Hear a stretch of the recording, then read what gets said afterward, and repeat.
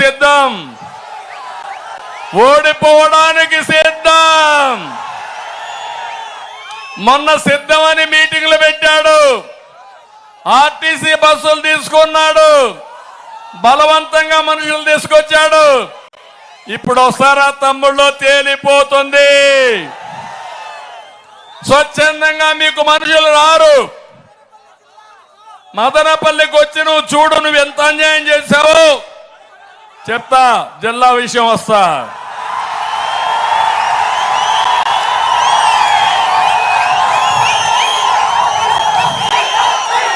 ఇంకో పక్కన ఆడబిడ్డల్ని అవమానపరచడం వైఎస్ఆర్ కాంగ్రెస్ పార్టీ డిఎన్ఏలోనే ఉంది.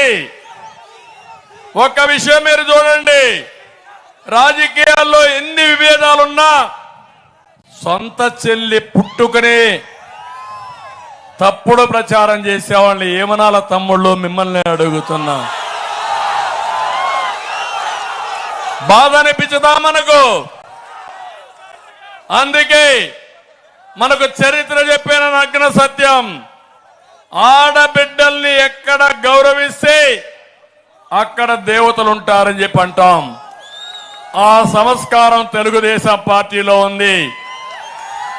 ఈరోజు సిద్ధం అన్నాడు, మేము సిద్ధం అన్నాడు. నేరుగా ఇడుపులపాయకి వెళ్ళాడు, బయట వచ్చాడు. ఎట్లొచ్చాడో చూసారా తమ్ముళ్ళు? ఫోటో బాబాయిని గొడ్డలతో చంపేసిన వ్యక్తితో బయట వచ్చాడు. అంటే మిమ్మల్ని అందరినీ కూడా గొడ్డలతో లేపేయడానికి సిద్ధంగా ఉన్నాడు.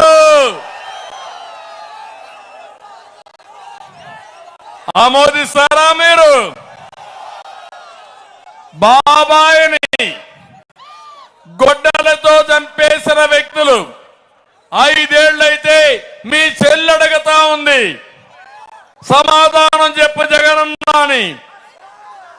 నీకు ఓటేయిద్దని చెల్లి చెప్పింది.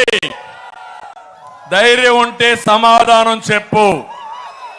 ప్రజలకు చెప్పిన తర్వాతనే ఓటు